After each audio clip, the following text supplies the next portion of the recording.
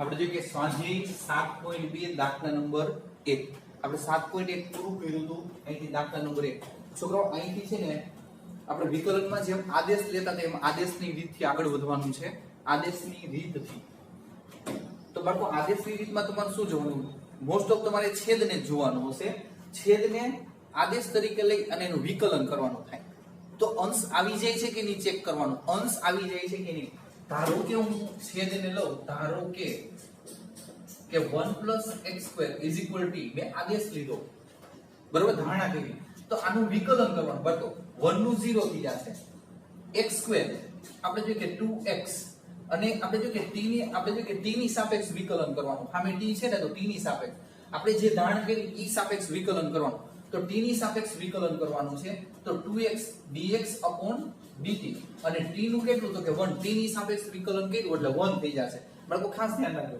હવે આ dt છે ની છેદમાં છે સામેની બાજુ છે એટલે અંશમાં એટલે અહીંયા 2x dx = dt હવે અહીંયા આ જે પદ છે ને એ મેં પહેલી વાર દર્શાવ્યું છે દર્શાવવાનું નહીં અહીંયા ડાયરેક્ટ આપણે જે કે 2x² નું વિકલન 2x અને પાછળ dx અને સામે t નું dt કરી નાખવાનું x નું dx અને dt આ જ પદ ડાયરેક્ટ લખવાનું છે હવે ફરીથી 1 નું 0 x² 2x x નું t ની સાપેક્ષ dx/dt હવે t ની સાપેક્ષ t નું વિકલન એટલે 1 થઈ જશે બરોબર છે dt સામેની બાજુ એટલે અંશમાં જશે એટલે 2x dx = dt તો તમે બાળકો અહીંયા જોઈ શકો છો 2x અને આ dx એ ઇન્ટુ માં છે અહીંયા તમે આમ પણ લખી શકો છો આ dx તો એની જગ્યાએ તમે dt લખી શકો છો અને છેદની જગ્યાએ તમે t લખી શકો છો તો નવું ઇન્ટિગ્રેશન I ઇન્ટિગ્રેશન આપણે જોઈએ કે dt/t આવું થશે જો આની જગ્યાએ 2x dx ની જગ્યાએ dt અને આની ધારણા કરી છે t હવે બાળકો આનું સૂત્ર છે integration dx/x log mod x તો એ જ રીતે જો ઇન્ટિગ્રેશન dt/t તો log mod t બરોબર છે log mod t થશે અને સંકલન અચળાંક c બરોબર છે હવે t ની જગ્યાએ તમારે કિંમત મૂકી દેવાની log mod t ની જગ્યાએ શું આવશે 1 + x² + c આ તમારો આ જે સમ છે અહીંયા પૂરો થઈ જાય છે થોડીક કાળજી રાખવાની ધારણા કરવામાં બરોબર છે એટલે દાખલા એકદમ સરળ જ છે નંબર 2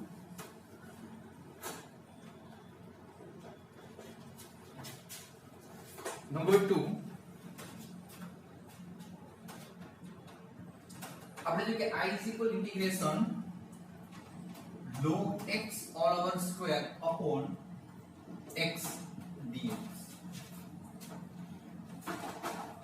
જો છોકરો અહીંયા છે ને log x upon x લગભગ મોસ્ટ ઓફ log x હશે ને છોકરો log x તો તમારે અંશ ધારવાનો આવશે અંશ ધારવાનો log હોય ત્યાં લગભગ 99% એવું જ હશે બરોબર છે એટલે તમારે આપણે જોઈએ કે log x ધારો કે આપણે જોઈએ કે log x = t તો log x નું વિકલન છોકરો ધારણા કરીને એનું વિકલન કરવાનું log x નું વિકલન 1/x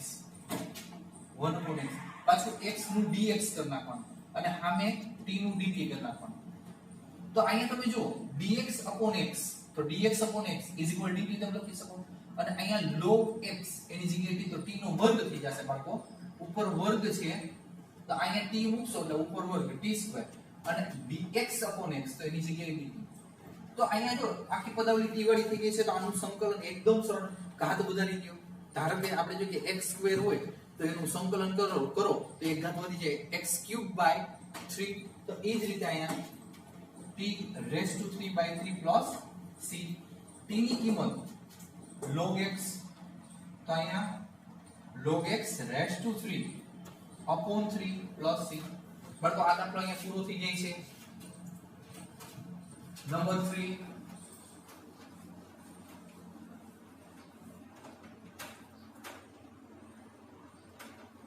I integration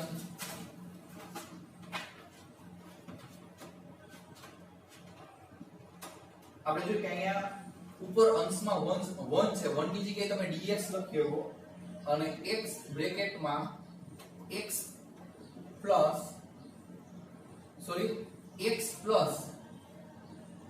x log x આવું આવ્યું છે હવે બાળકો છેદમાંથી છે ને x સામાન્ય નીકળે છે છેદમાંથી x સામાન્ય, તો આપણે એમ કહી શકીએ કે dx x common 1 log x. હવે આ જે 1 log x છે એ છેદમાં છે એના બરાબર ધારી લેવાનું. આના બરાબર ધારો કે 1 log x is equal. છોકરો ધારણા કઈ રીતે કરવી એ તમે જેમ વધુ પ્રેક્ટિસ કરશો તમને ખબર પડવા મળશે. બરોબર છે.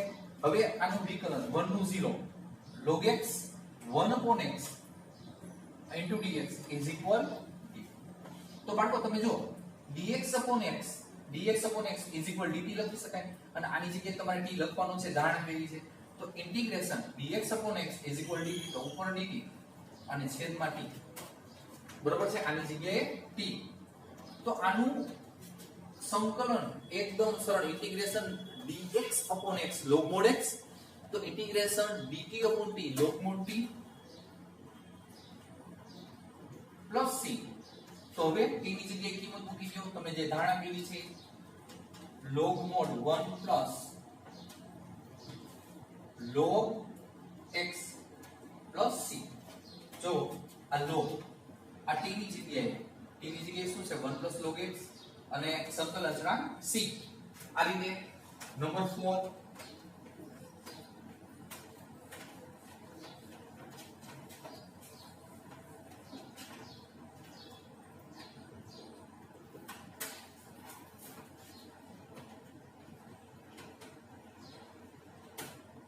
I is equal integration sin x into sin cos x into dx.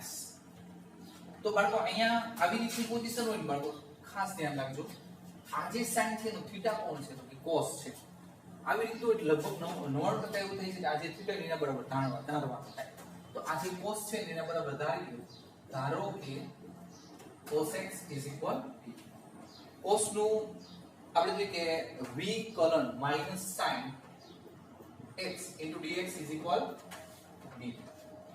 cos નું વિકલન માઈનસ sin અને dx into dt. હવે આપણે જોઈએ કે અહીંયા માઈનસ નથી જોતા. બરોબર છે. તો માઈનસ સામેની બાજુ જવાનું. sin x dx is equal dt.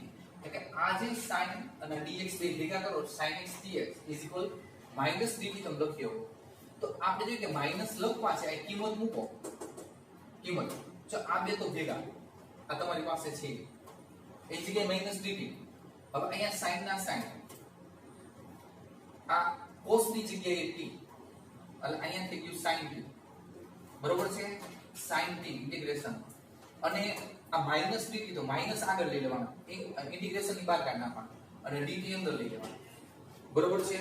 તો અહીંયા sin નું સંકલન માઈનસ cos, sin નું સંકલન માઈનસ cos, તો માઈનસ બ્રેકેટમાં minus cos t plus c minus minus plus cos t ની જગ્યાએ cos x plus c.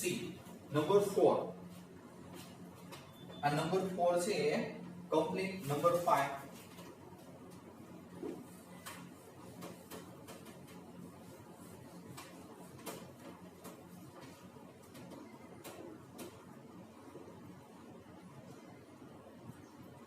sin ax plus b into cos ax plus b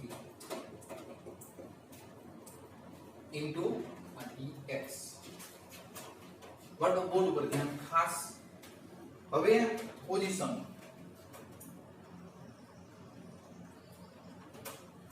અહીંયા આ જે થીટા છે ને એ સરખો છે. જો ax plus b x plus b આ રીતનું હોય ને બાળકો થીટા સરખો હોય.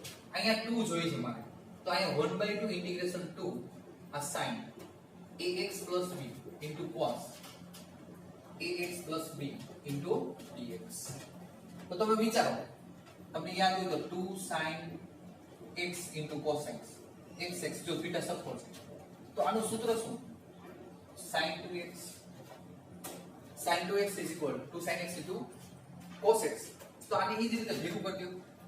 આ 1/2 ઇન્ટિગ્રેશન બરોબર છે sin આ થીટા છે ને એને ડબલ કરી નાખવાનું 2 બ્રેકેટમાં ax plus b into dx theta double હવે આને આપણે ગુણી નાખીએ theta ને અંદર ગુણી નાખો 1/2 integration sin 2ax plus 2b into dx 2ax plus 2b હવે તમને ખબર છે sin નું સંકલન minus cos sin નું સંકલન છે minus cos આ 1/2 એમ આગળ હવે બાળકો sin નું સંકલન minus cos થીટા છે એ complete 2ax plus 2b 2ax plus 2b અને આ પ્લસ c સંકલન છે બાળકો એક ખાસ યાદ રાખવાનું નિયમ અનુસાર x નો જે સહગુણક હોય થીટા માં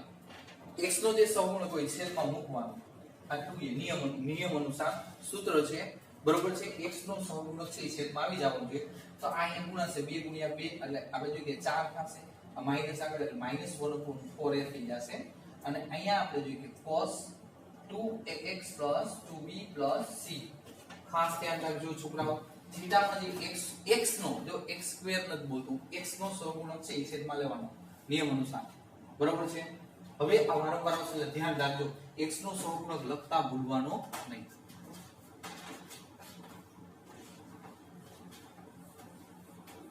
number 6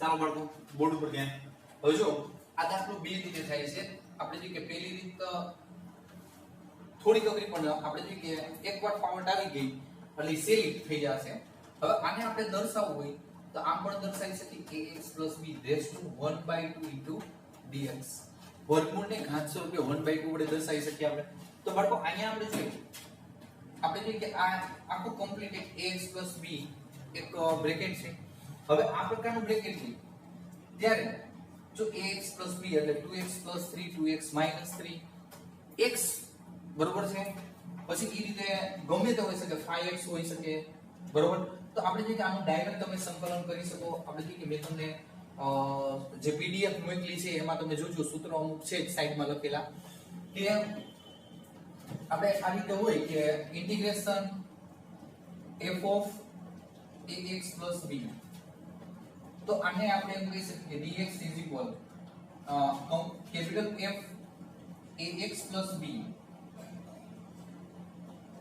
ax b raise to આપણે અહીં ધારો કે ઘાત તરીકે n લઈએ તો n + 1 upon n + 1 plus c અને અહીંયા જે x નો સહગુણક ભૂલવાનો નહીં એ છેદમાં મૂકવાનો a બરોબર છે આ રીતે હોઈ શકે તો આમાં તમે વિચારો કે અહીંયા આપણે એમ કહી આ એક a નથી તો n + 1 કરી છેદમાં n + 1 તો અહીંયા એક ઘાત વધારો ax b 1/2 + 1 છેદમાં ઘાત 1/2 + 1 હવે બાળકો આ સંકલન અચળાંક c પણ x નો સહગુણક ભૂલવાનો નહીં અહીંયા આપણે કેમ x નો સહગુણક છે એ રીતે x નો સહગુણક a છે એ મૂકી દેવાનો હવે આનું સાદુરૂપ તમે આપશો ડાયરેક્ટ લખી શકો ax + b raised to 3/2 1/2 + 1 is equal 3/2 a અહીંયા પણ 3/2 પ્લસ c છેદનો છેદ તે અંશ એટલે અહીંયા 2/3a અને ax + b raised to 3/2 plus c અને નંબર 6 છે સમ નંબર 6 હવે જોઈએ આગળ સમ નંબર 7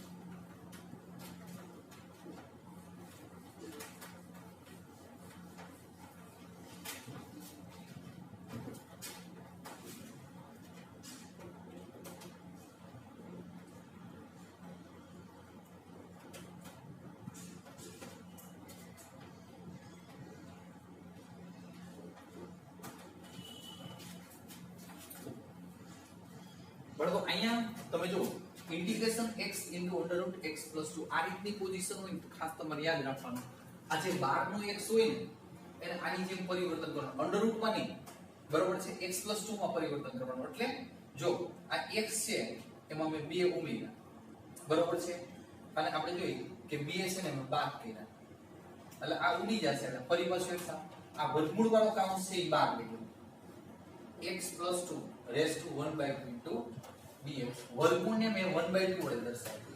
હવે આ આખું પદ એક કહેવાય અને આ 2 કહેવાય, એને ગુણી નાખો. જો આ ગુણાકાર અને ગુણું છું તો આપણે જોઈએ કે આધાર સરખો છે, ઘાતનો સરવાળો 1 + 1/2 = 3/2. તો આપણે જોઈએ કે સ્વતંત્ર ઇન્ટિગ્રેશન તમે દઈ શકો, x + 2 રેઝ ટુ 3/2, 1 + 1/2 = 3/2. પછી -2 ઇન્ટિગ્રેશન. હવે અહીંયા આપણે dx લખતા ભૂલી છીએ, dx લખી લઈએ, આ માઈનસ ના માઈનસ, આ 2 ના 2, integration x + 2 raise to 1/2 into dx. હવે બાળકો એક ઘાત ઉમેરો, બરોબર છે, એ પછી ઘાત છે એ છેદમાં મૂકો, તો x + 2 raise to 3/2 + 1 upon 3/2 + 1 -2 x + 2 raise to sorry અહીં 3/2 1/2 + 1 અપોન 1/2 + 1 પ્લસ c. આનું સંકલન એ જ રીતે આનું સંકલન સાદુરૂપ દઈએ તો બાળકો અહીંયા જો 2 * 2 3 ને 2 5 5/2 ઉલટા કરો એટલે 2/5, બરોબર છે, આની છેદ ને. પછી એ જ રીતે x + 2 અહીંયા સાદુરૂપ આપશો 2 * 2 3 ને 2 5 એટલે અહીંયા 5/2 આવશે માઈનસ આ 2. હવે અહીંયા 1/2 + 1 3/2 છેદનો છેદ અંશ એટલે 2/3 થશે. હવે x + 2 1/2 + 1 3/2 + c, બરોબર. હવે અહીંયા તમે એમ કહી શકો કે અહીંયા આ 2/5 એમનો x + 2 રેઝ ટુ 5/2 માઈનસ 2 * 2 = 4 સાદુરૂપ દો એટલે x + 2 રેઝ ટુ 3/2 + c, બરોબર છે. ખાસ ધ્યાન રાખજો, 1 થી 2 વખત આપણે જોઈ લેવાના દાખલાને. નંબર 8